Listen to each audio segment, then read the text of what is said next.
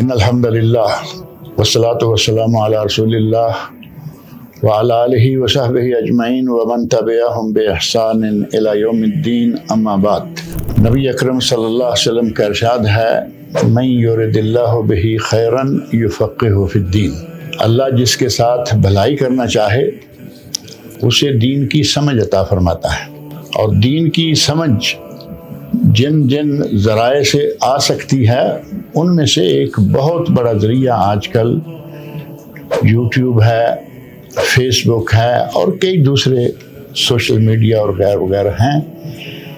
اسی کے ضمن میں ایک سلسلہ یہ ہے کہ بعض لوگوں نے یوٹیوب پر اور زوم پر اور فلاں پر بہت سارا کام شروع کر رکھا ہے، جن میں بہت سارے لوگ وہ ہیں جو غلط راستہ دکھا رہے ہیں۔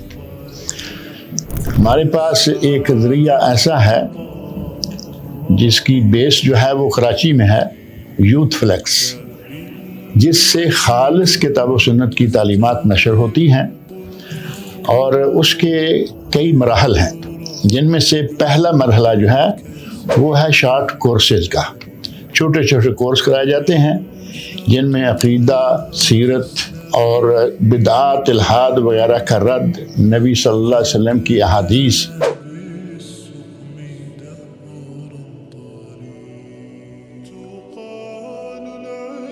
اور اصطلاحات حدیث، ایسے ہی بعض دیگر امور ہیں جو باقاعدہ بڑے بڑے علماء کے ذریعے یہاں سے نشر کیے جاتے ہیں۔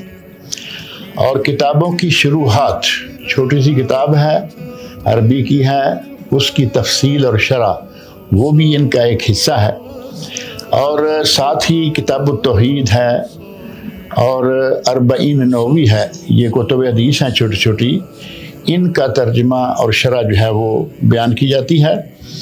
اور پوڈ کاسٹ کا سسٹم، کرنٹ ایشوز جو ہیں، جو آج کل نئے نئے مسائل پیدا ہوتے ہیں، ان سب پہ گفتگو ہوتی ہے اور لوگوں کی رہنمائی کی جاتی ہے۔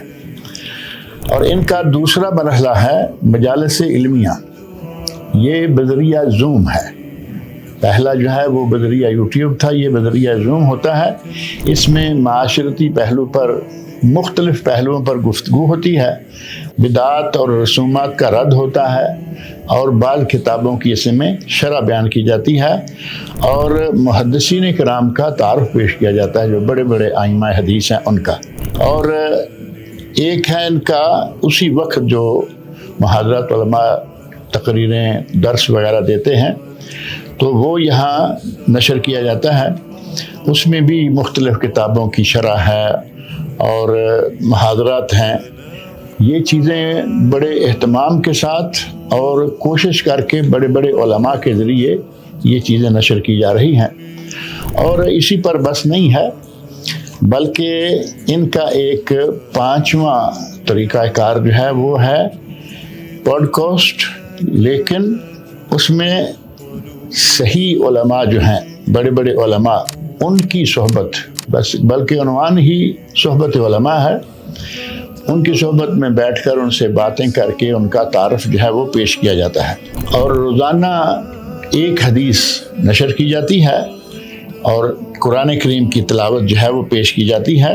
گویا کہ میڈیا کا بہترین استعمال جو ہے وہ اس یوتھ فلیکس کے ذریعے ہو رہا ہے، اور ان کی جتنی بھی سروسز ہیں یہ ساری کی ساری فری سروس ہیں، کوئی معاوضہ نہیں، کوئی پیسہ نہیں۔